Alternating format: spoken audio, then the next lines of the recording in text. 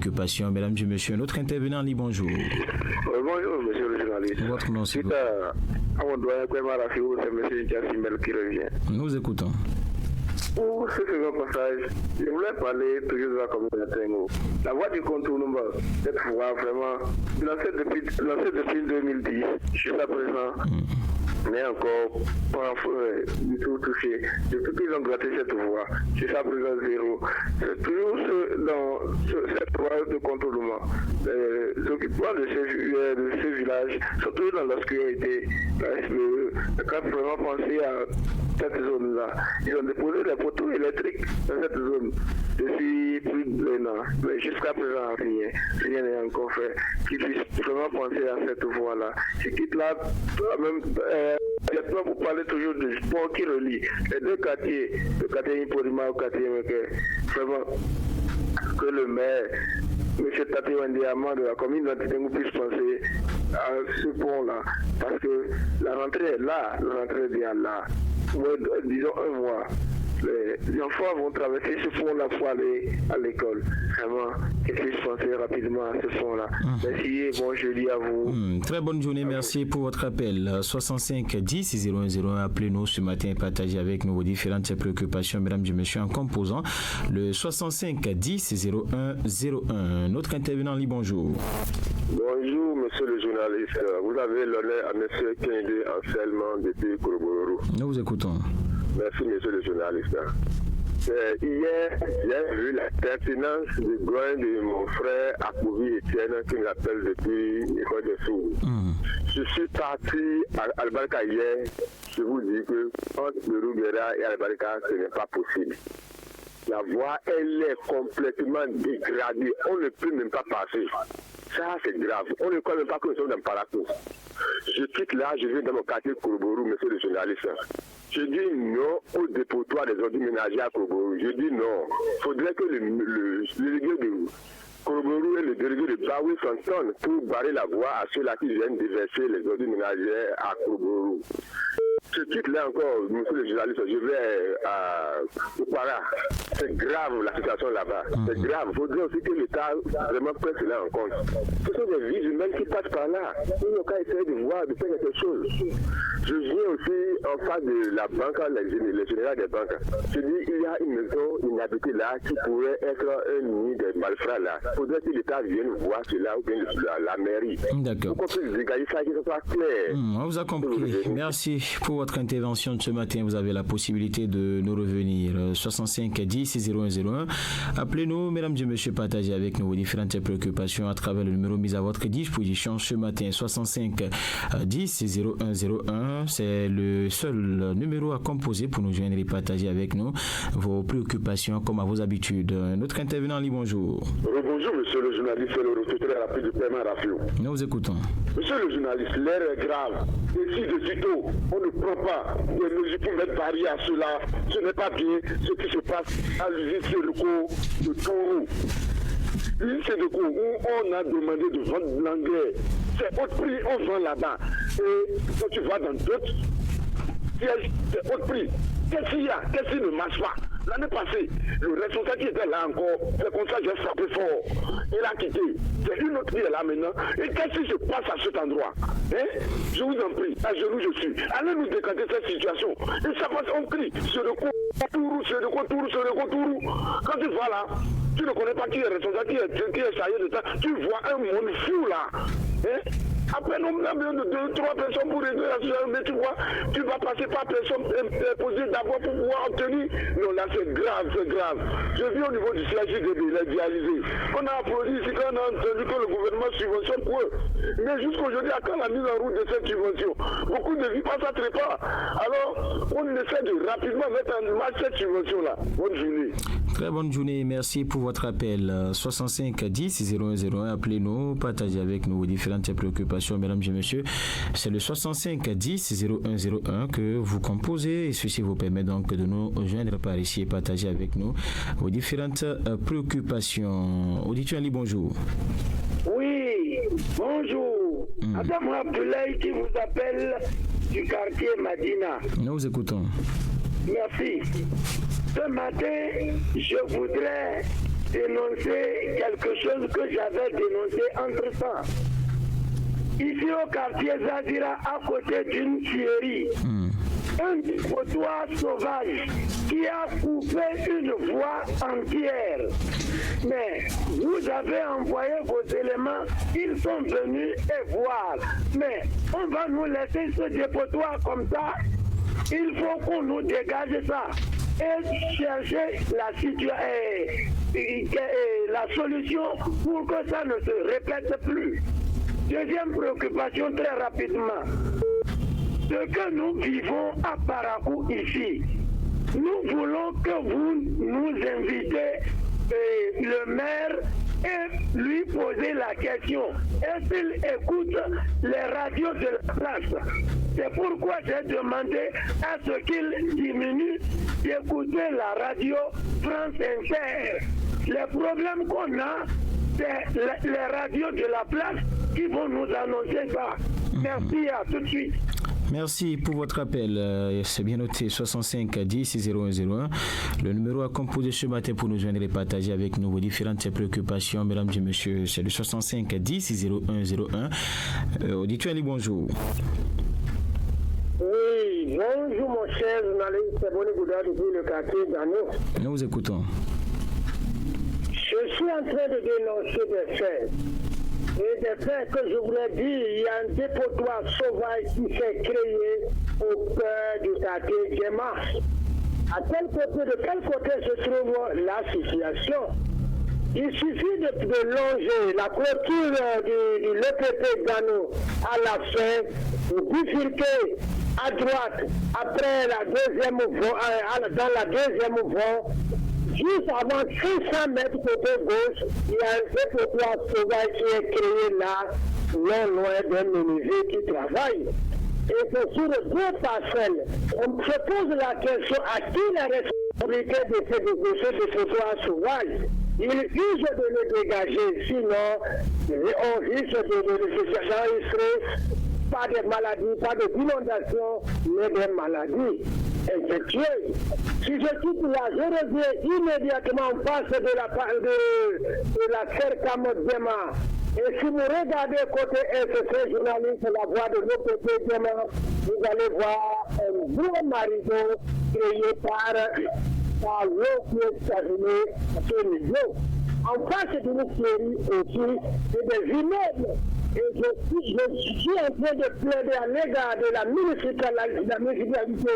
Ils avaient au moins poussé la situation au niveau de zone 2 de la part de la boulangerie, mais cette situation est un retard dévoyant. Car si vous prolongez avant même la voie du commissariat et encore après au niveau de la fameuse plateau, je dis cette voie est entièrement dégradée avec l'eau. Et ce n'est pas bon. Pour l'image de la ville, une ville asphaltée particulière, une solution s'impose à chaque pluie, la pharmacie risque d'être inondée. Il faut trouver obligatoirement le passage à l'eau. D'accord. L'eau ne manque pas. L'eau doit être sans. Excellente journée, mon cher Yannick. Bonne journée, merci pour votre appel. 65 10 0101, appelez-nous, partagez avec nous vos différentes préoccupations, mesdames et messieurs, à travers le numéro mis à votre disposition ce matin, 65 10 0101. Auditeur Ali, bonjour. Bonjour, monsieur Stéphane Tchabi. Votre nom? C'est Philippe Bokolako. Allô, vous me recevez? Oui, nous vous entendons. 5 sur 5, allez-y. Bon, moi, je ne vous reçois pas. Je vais aller directement sur mes préoccupations. Je voudrais dire, concernant l'ADC, attestation de dotation coutumière. Vous voyez, l'information se diffuse. Mais nos populations, ceux de villages, des zones un peu reculées, sont mal informés. Vous voyez l'acte que monsieur dit qu'il a, le CA2 a posé. Je demande aussi à nos et autres confrères de CA1, ce qui concerne les villages de Badeparou, les Sawararou, ceux qui sont en train de penser. Hier, j'ai reçu plus de toi à peine me dis beaucoup d'argent, ils vont prendre mon passé, là où j'ai écouté Maïf, j'ai dit, vraiment l'information n'est pas bien rendue sur, il y a des gens qui écoutent la radio, mais les Français qui circulent, ils sont mal à comprendre. Donc je demande le CA1, le CA2 d'interpeller ces populations et les informer ce qui concerne l'ACC. Monsieur Joël, c'est ma préoccupation de ce matin, mais je ne vous reçois pas, je vous souhaite bonne journée. Très bonne journée, nous vous recevons par ici. Merci pour votre appel 65 10 0101. Appelez-nous, partagez avec nous vos différentes préoccupations, mesdames et messieurs, à travers le numéro mis à votre disposition ce matin. On prend un autre auditeur. Bonjour. Bonjour, monsieur le journaliste, Babacar depuis Akatou. Nous vous écoutons. Oui, allez-y. J'ai dit Babacar depuis Damagoro. Allez-y pour votre préoccupation. Vous me recevez? Oui. Vous me recevez? Nous vous recevons, cher ami, allez-y. Malheureusement, il n'a pas le retour. 65 10 0101. Appelez-nous, mesdames et messieurs, faites-nous part de vos différentes préoccupations à travers le numéro mis à votre disposition ce matin, 65 10 0101. Un autre intervenant en ligne, bonjour. Bonjour, auditeur en ligne. 65 10 0101, c'est le numéro à composer pour nous joindre et partager avec nous vos différentes préoccupations à travers le 65 10 0101. Vous avez la possibilité de nous joindre et partager avec nous vos préoccupations. Dites-nous, bonjour. Bonjour, monsieur le journaliste, monsieur Kaïdé en tellement de retour. Nous vous écoutons. Oui, monsieur le journaliste. Vous voyez, les enfants sont allés à la Coupe du Monde scolaire la fois passée. Les Béninois, ils ont fait une belle performance. C'est bon. Ne soyez pas étonnés l'année prochaine en Chine qui vont partir. C'est encore une autre équipe qui doit amener. C'est le Bénin qui est comme ça. On ne sait pas pourquoi. C'est le Bénin qui verront que le staff qui est là n'a pas travaillé. Il faut amener les staffs expatriés pour les pays les millions. Or, ce staff-là, on peut les garder. On peut encore même bien garder ces enfants-là pour que l'année prochaine puisse encore faire de belles performances. Pourquoi notre pays est comme ça? Vraiment, il faudrait que notre pays sache faire cette politique-là, à garder les enfants, les suivre jusqu'à la fin pour que nous, d'ici à là, nous aussi, on ait une bonne équipe au Bénin. À demain. D'accord, merci pour votre appel. On se retrouve demain, 65 10 0101. Appelez-nous et partagez avec nous vos différentes préoccupations, mesdames et messieurs, à travers le numéro mis à votre disposition. C'est le 65 10 0101. Et composez ce numéro et vous avez la possibilité de nous joindre par ici. Auditeur, bonjour. Bonjour. Oui, votre nom. Bonjour. Votre nom, s'il vous plaît. Nous vous écoutons. Je suis à l'autorité de la Kosovo. On a fait un travail, ça fait 6 mois, je n'ai pas trouvé de l'argent.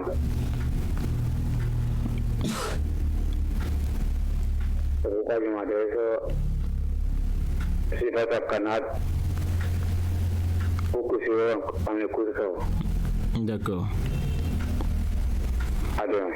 À demain. Merci pour votre appel. Votre préoccupation est notée 65 10 0101. Appelez-nous, mesdames et messieurs, partagez avec nous vos différentes préoccupations, que vous soyez sur place ici à Parakou ou au-delà. Vous avez la possibilité de nous joindre ce matin. Auditeur Ali, bonjour. Bonjour. Allô. Oui, bonjour. Oui, bonjour, fraternité, FM Adam Bassero, depuis le Katiga. Nous vous écoutons. Monsieur le journaliste, auditeur et auditeur à l'écoute de la 96. Dans le PAG du président Patrice Talon, vous savez l'agriculture est un point complexe. Mais comment comprendre que, alors qu'on sait bien que l'engrais est important pour réussir l'agriculture, quand les populations vont payer l'engrais, beaucoup de choses quand les obus absolus inscrivent le programme de maïs à 3 000 francs. Un maïs, qui a été préparé pour la semence qui va produire beaucoup plus à 3 000 francs. Et quand il n'y a pas de maïs, on nous oblige à payer l'équivalent de 3 000 francs. C'est-à-dire que l'engrais qu'on vend à 10 000 francs, mais c'est le maïs vraiment qu'on vend à 3 000 francs le kilogramme.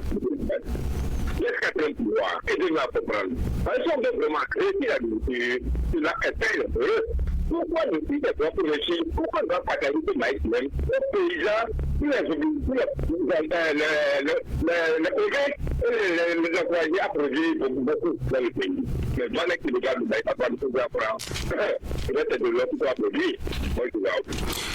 Merci, très bonne journée. 65 10 0101, appelez-nous et partagez avec nous vos différentes préoccupations, mesdames et messieurs, à travers le numéro mis à votre disposition ce matin, composé le 65 10 0101, et vous avez la possibilité de nous joindre et partager avec nous vos différentes préoccupations. Notre intervenant dit bonjour. Allô, bonjour, Mme Kaïsal de Damadoro. Nous vous écoutons. Vous me recevez, monsieur le journaliste? Oui, nous vous recevons, allez-y, pour votre préoccupation. Chaque jour que Dieu fait, nous demandons le développement qui est notre droit à votre droit. Monsieur le journaliste, quand moi je prends la ville de Parakou, dans une ville à statut particulier, vraiment j'ai pitié surtout vers le gouvernement, j'ai pitié vers la mairie, nos responsables. Vraiment, le développement, ça ne va pas. Ayons le courage de le dire que ça ne va pas. Avec les pluies, là, monsieur le journaliste, si vous sortez dans des zones reculées, surtout dans la ville de Parakou, et si on a accès de voies, nous sommes bloqués. Nous sommes totalement bloqués. On ne parle même pas de l'eau, l'électricité, implantation des poteaux, surtout dans la ville de Parakou. Le secrétaire exécutif que le gouvernement a envoyé pour le développement des communes, pour ne pas dire la commune de Parakou, il est où? Vraiment, il n'a qu'à essayer de sortir et parler et écouter surtout les chaînes, surtout les autorités et demandent pour le développement de la ville de Parakou. Vraiment, ça ne va pas, ayons le courage de le dire.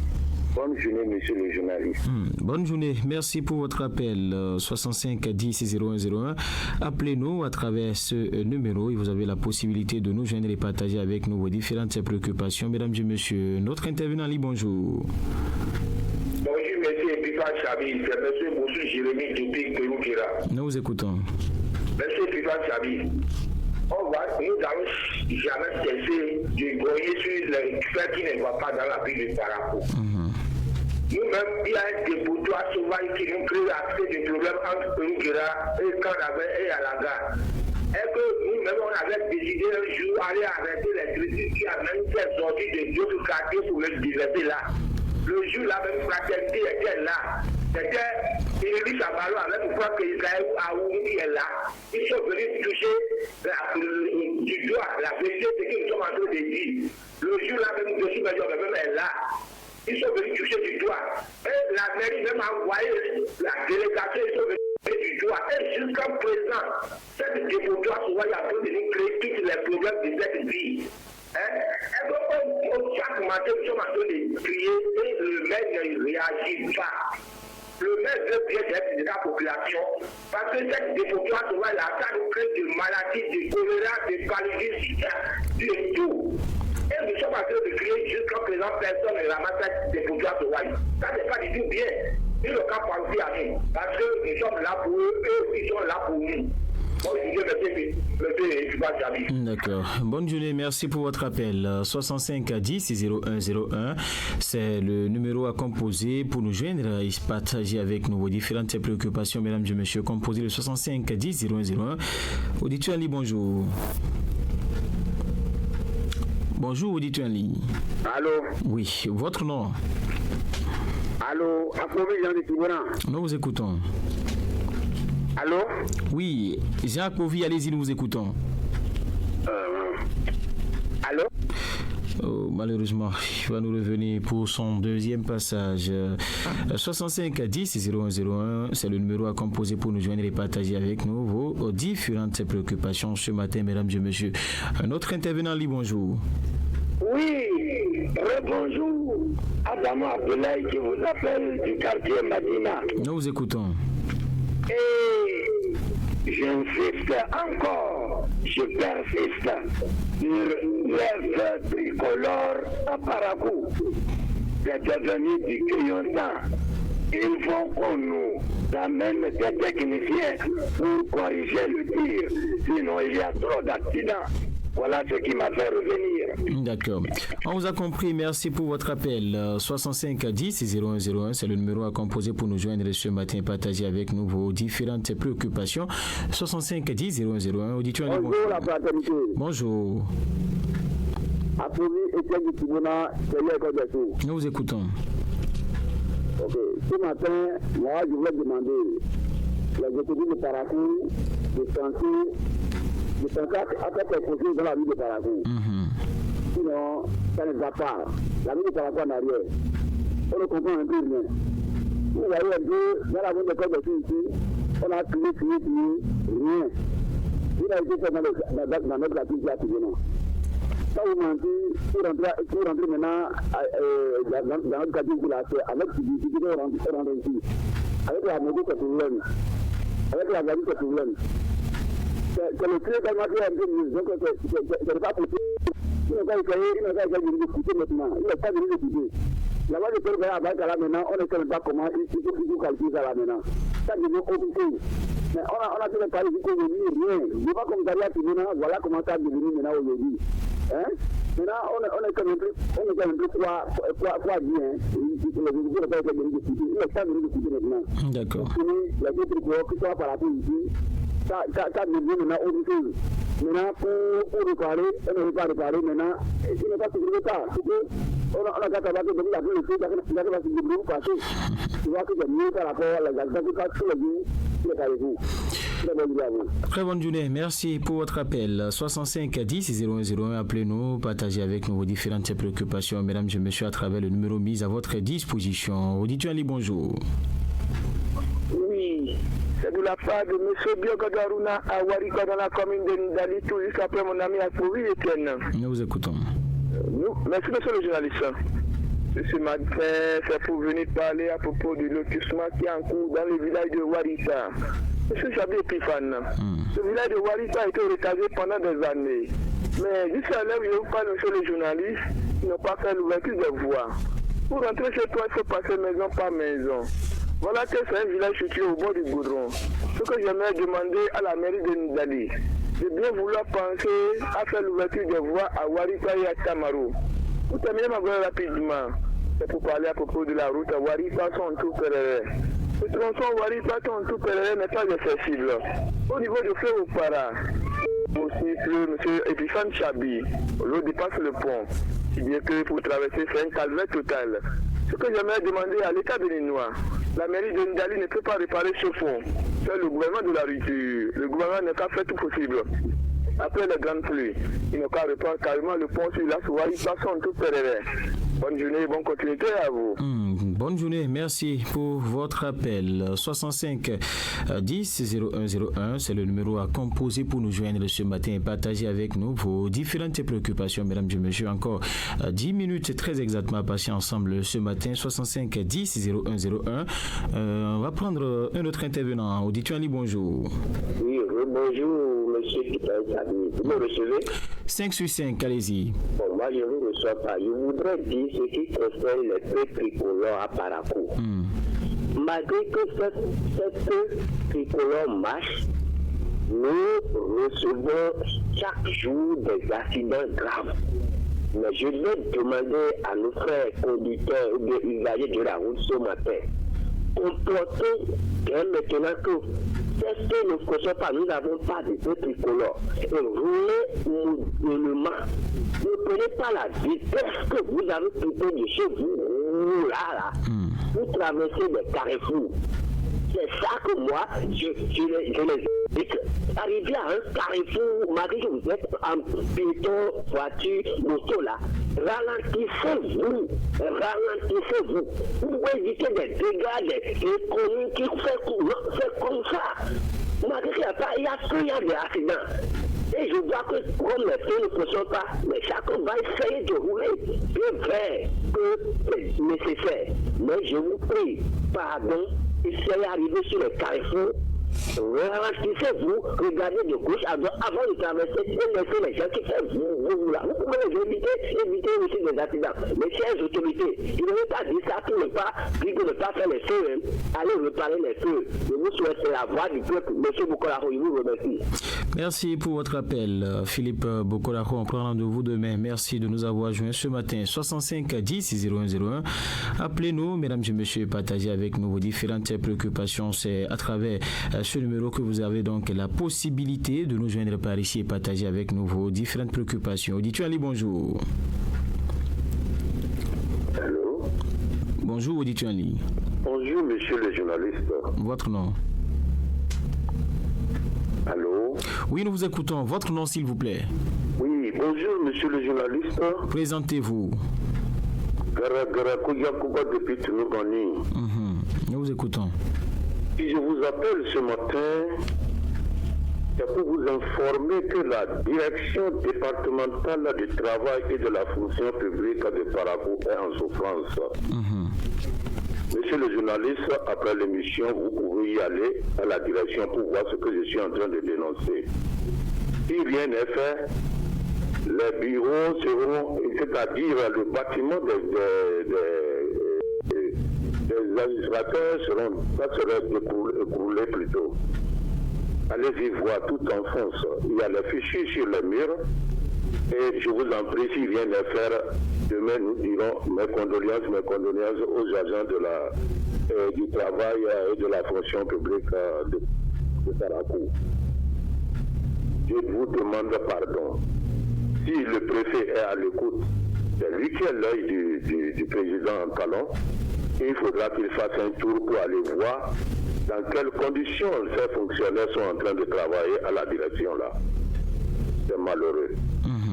C'est malheureux. Voilà ma préoccupation de ce matin. Bonne journée à vous, monsieur le journaliste. Très bonne journée et merci pour votre appel. 65 10 0101, encore 5 petites minutes à passer ensemble. Appelez-nous donc et partagez avec nous vos différentes préoccupations. Mesdames et messieurs, 65 10 0101, c'est le numéro à composer ce matin pour nous joindre et partager avec nous vos différentes préoccupations. Dit-tu bonjour. Alors, bonjour, la fraternité. Votre nom, s'il vous plaît. Abdoulaye Zimé, depuis Tranga. Nous vous écoutons. Vraiment, nous, les chauffeurs, nous souffrons trop à Manaville. Nous, on a qu'à essayer de voir notre situation. Le bagage est en train de gâter. On a bloqué plus de 1000 camions à Manaville. Ils n'ont qu'à pardonner. Ils n'ont qu'à trouver une terrain d'entente pour que nous, les pauvres, nous souffrons trop. D'accord. C'est toute ma préoccupation. C'est noté. Merci et très bonne journée. 65 10 0101. C'est le numéro à composer pour nous joindre et partager avec nous vos différentes préoccupations ce matin, mesdames et messieurs. Auditeur Ali, bonjour. Bonjour. Monsieur Pivana, Jean, de Tigona derrière des jours. Nous vous écoutons. Voilà. Monsieur Pivana, vous voyez, nous sommes dans une village particulière. Et les choses ne devraient pas rester comme le village. Vous voyez, Parakou, à ce nom, vraiment partout. Et c'est la troisième village particulier. C'est sur cette base que nous devons nous baser. Les feux tricolores à Parakou ici, les autorités doivent chercher une solution le plus tôt possible. Sinon, ça ne va pas du tout. Si c'est pour supprimer ou bien pour enlever les poteaux au niveau des carrefours, là, on sait réellement, on sait parfaitement qu'il n'y a plus de feu. Mais d'autres vont allumer, tandis que l'autre est en train de clienter, et il y a toujours d'embouteillage au beau milieu du carrefour. Ce n'est pas du tout bon. Si c'était fait, c'est supprimé complètement, on fera qu'il n'y a plus de feu, ou bien on va lever les poteaux sur le carrefour. Là, on va commencer par rouler comme le village. Mais les choses sont, les faits qui vont ordonner normalement la circulation sont en train de désordonner les choses au beau milieu des carrefours. Et on parle les autorités, vraiment, on ne sait pas ce qu'ils attendent de nous. Nous, on ne peut pas se taire pour mourir gratuitement comme ça. Les autorités n'ont pas essayé de nous écouter. Sinon, ça ne va pas du tout. Merci, à demain. À demain. Merci pour votre appel. 65 10 0101. Appelez-nous, partagez avec nous vos différentes préoccupations, mesdames et messieurs. Nous avons encore quelques petites minutes où on pense le tout dernier intervenant ce matin. Auditeur, bonjour. Oui, bonjour, monsieur le journaliste. Votre nom, s'il vous plaît. Garagarakou Yakouba qui revient. Nous vous écoutons. Cette fois-ci, je vais directement à la direction de la police républicaine.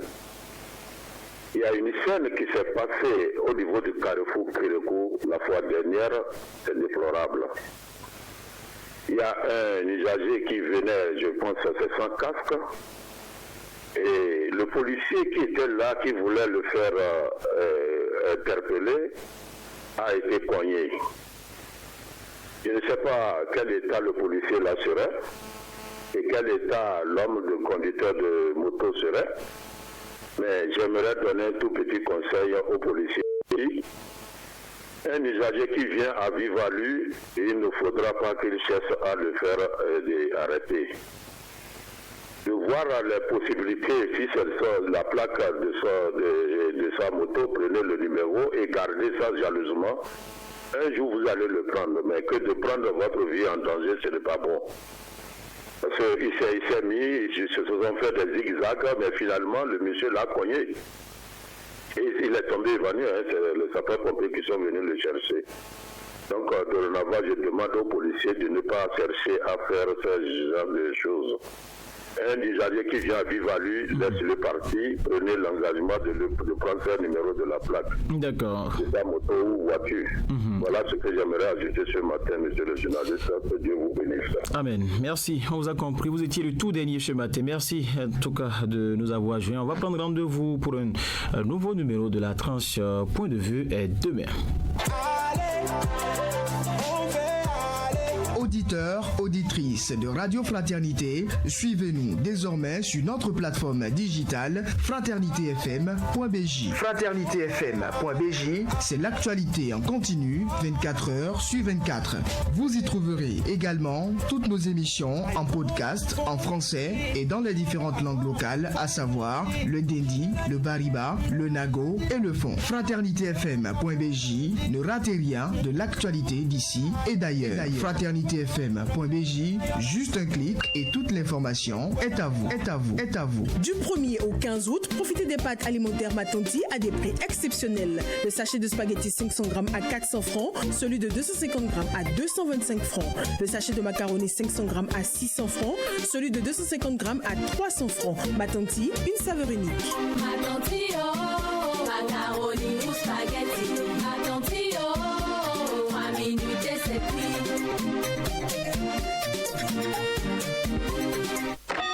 Fraternité FM, il est 7h. Radio Fraternité FM. Avec le grand direct de l'info, vous avez toujours une longueur d'avance. Et voilà, mesdames et messieurs, retour en studio pour installer le mini-débat.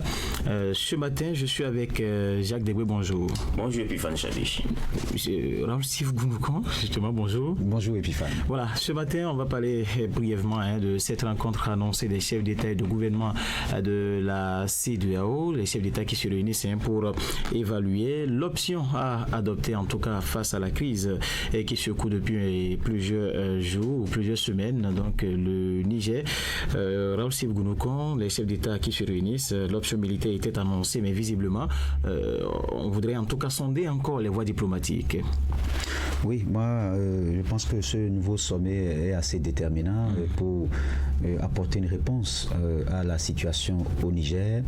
D'abord, les chefs d'État de l'institution sous-régionale doivent pouvoir réfléchir sur les voies et moyens et pour qu'on puisse sortir le président Bazoum de sa situation actuelle, même même si il ne retournait pas à la présidence, il faut quand même qu'il soit libéré.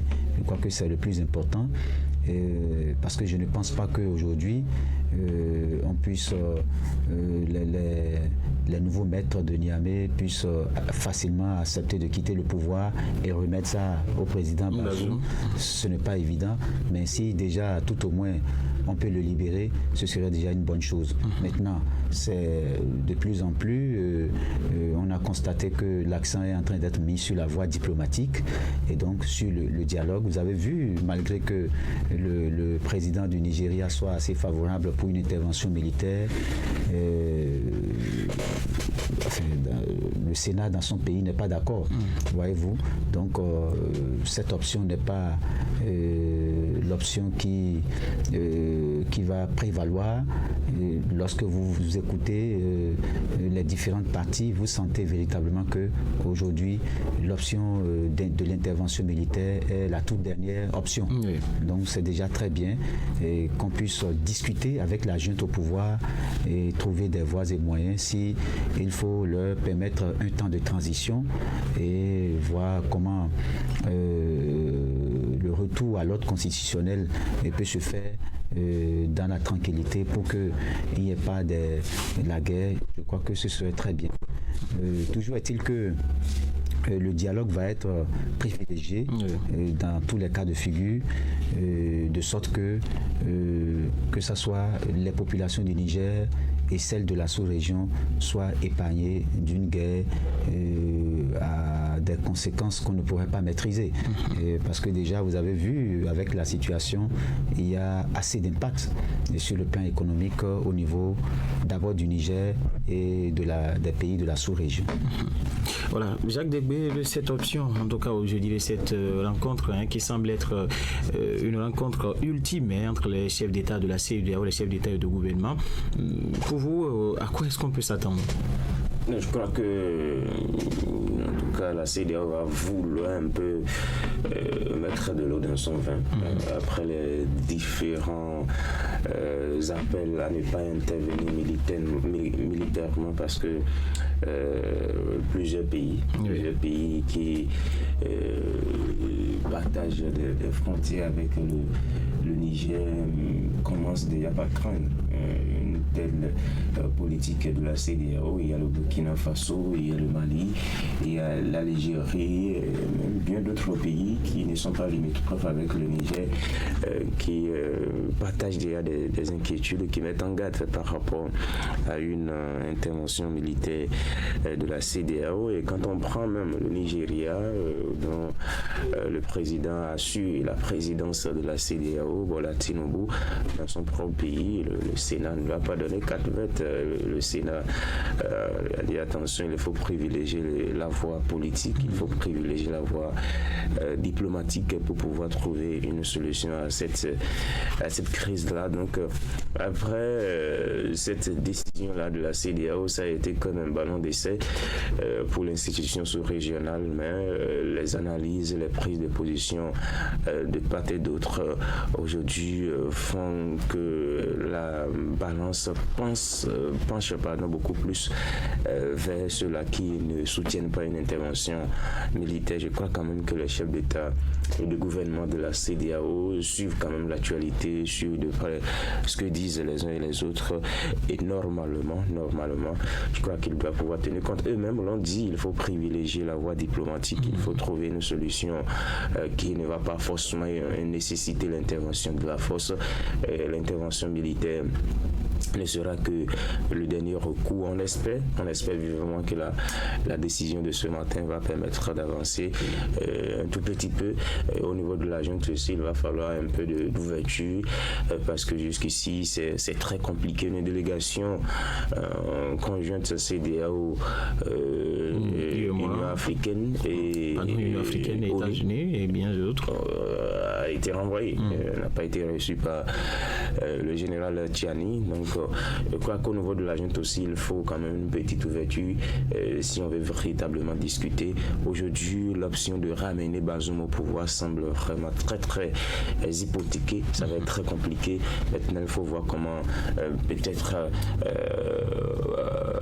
accompagner les autorités qui sont là jusqu'à ce qu'on revienne progressivement à l'ordre constitutionnel, à la démocratie au Niger, parce que si la situation perdue comme ça, c'est toute la sous-région qui est en crise. Vous voyez ce qui se passe depuis sur le plan économique, des milliers de camions qui sont garés de l'autre côté de Malanville, la frontière avec le Niger, le port de Cotonou qui est quasiment vide depuis quelques jours, parce que le Niger c'est le gros partenaire, le premier partenaire d'ailleurs du port autonome de Cotonou, et quand le Niger n'est plus là, eh bien c'est des milliards que le Bénin paie par jour.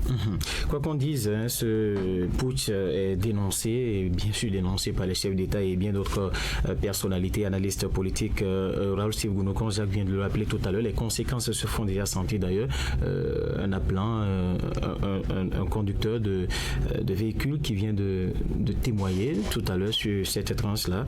Les véhicules sont garés au niveau de la frontière, déjà des conséquences qui se font sentir. Non, un putsch n'est jamais encouragé dans un pays. Vous savez, lorsqu'il y a un putsch, c'est un bouleversement total à tous les niveaux.